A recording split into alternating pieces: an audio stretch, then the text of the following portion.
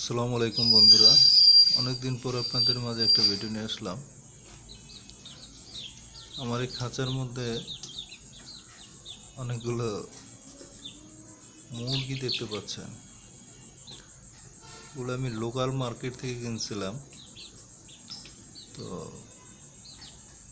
এগুলা আমার মনে হয় যে এগুলা ব্রয়লার, কিন্তু সি গ্রেডের বাচ্চা।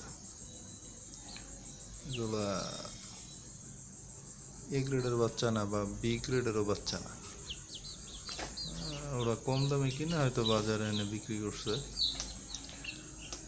তো যাই হোক, আমি বাচ্চাগুলা একটা ঘরোয়া পদ্ধতিতে পালন করছি।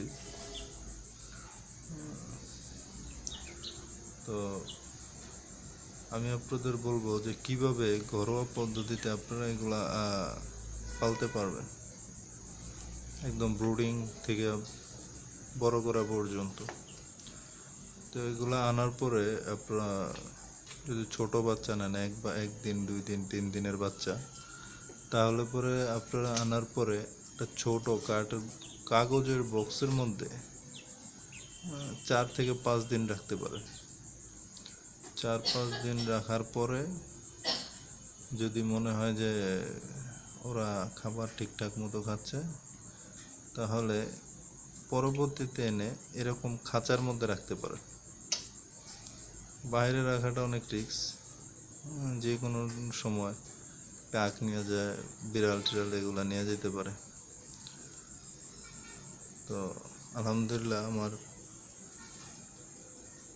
প্রথম আমি 8টা বাচ্চা নিয়ে আসছিলাম, তার মধ্যে একটা বাচ্চা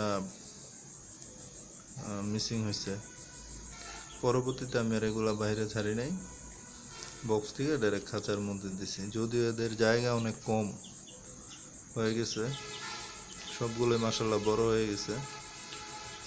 তো এদের বয়স এখন মোটামুটি 1 মাস 10-15 দিন হবে এরকম। বড়গুলা বড় 2-3টা মনে হয় যে 1 কেজির কাছাকাছি হবে, ছোটগুলো একটু কম। তো এর কারণ আছে, কারণ ব্রয়লারগুলোকে আমরা সাধারণত, আপনারা জানেন হয়তো, যে ব্রয়লারগুলোকে খাবার 24 ঘন্টায় দিয়ে রাখা হয়। কিন্তু আমি এগুলাকে ঘরোয়া পদ্ধতিতে পালন করার কারণে সকাল, দুপুর, সন্ধ্যা 3বার খাবার দিই। তো প্রথম স্টার্টার ফিড দেই, পরবর্তীতে আস্তে আস্তে এগুলোকে ভাতের সাথে পালং শাক, তারপর কলমি শাক, সাথে হালকা ফিড দিয়ে এগুলোকে দেই। এরা এইভাবেই খায় এবং মাশাআল্লাহ গ্রোথও খুব ভালোই। আর আপনাদের এইভাবে পালতে গেলে ছোট সময় এদের কিছু মেডিসিন আপনার ইউজ করা লাগে। এগুলোর মধ্যে আমি জিঙ্ক ব্যবহার করছি। জিঙ্কটা ব্যবহার করলে হয় কি, এদের পালকগুলো খুব উজ্জ্বল থাকে, শরীরের পশমগুলো খুব সুন্দরভাবে হয়। 2 নম্বর, এদের শারীরিক গ্রোথটাও ভালো থাকে, রুচিও থাকে ভালো খাবার। আর কিছু প্রবলেম হয়, কক্সিসের প্রবলেমটা হয়, কক্সিস যেটা বলে আমশা বা পাতলা পায়খানা, ওইটার জন্য আমি ব্যবহার করছি PB71 এটা ব্যবহার করছি। এটা 1 লিটারেতে 1 ml বা 2 ml এইভাবে দিয়ে আপনারা ব্যবহার করতে পারেন। এতে মুরগির যে ঝিমানোর সমস্যাটা থাকে ওইটাও দূর হয়ে যায়, পাখা ঝুলার যে সমস্যাটা থাকে ওইটাও দূর হয় অনেকটা। এবং বিভিন্ন ভিটামিনস আছে, ওগুলার সুষম বিন্যাস আর কি, ওগুলা ভালো কাজ হয়। আর জিঙ্ক হিসেবে ব্যবহার করছি জিসভ্যাটটা ব্যবহার করছি, এটা ভালো কাজ হয়। আর বেশি গরম যখন পড়ছে তখন স্যালাইনটা ব্যবহার করছিলাম, নর্মাল মানুষের খাবার স্যালাইন, এটা ব্যবহার করছি, এত ভালো ফল পাওয়া যায়। আর যদি আমশার সমস্যা বেশি থাকে তাহলে পরে অ্যামোডিস ভ্যাট নামে একটা ওষুধ পাওয়া যায়, ওইটা আপনারা ব্যবহার করবেন। ওটা 1/4 ভাগ 1 লিটার পানির সাথে মিশা ব্যবহার করবে, এগুলা ই হবে। তো মাশাআল্লাহ এগুলা অ্যান্টিবায়োটিক মুক্ত আপনার একটা মুরগি।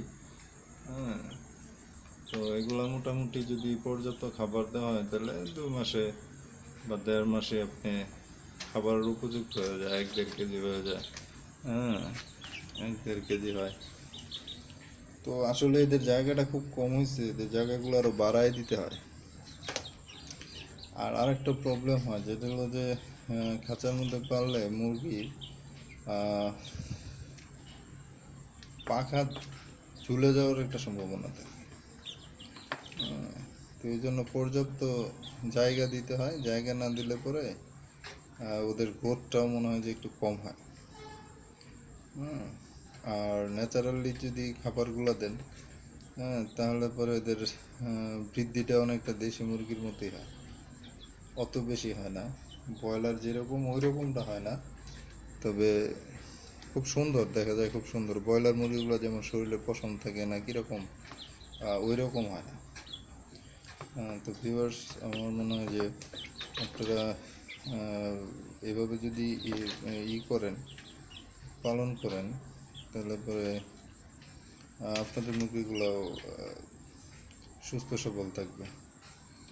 ধন্যবাদ। আর যদি অন্য কিছু তথ্য লাগে তাহলে পরে আমার ডেসক্রিপশনে মেসেজ করতে পারেন, হ্যাঁ, কমেন্টস করতে পারেন, আর চ্যানেলটা সাবস্ক্রাইব করে দিবেন। ধন্যবাদ।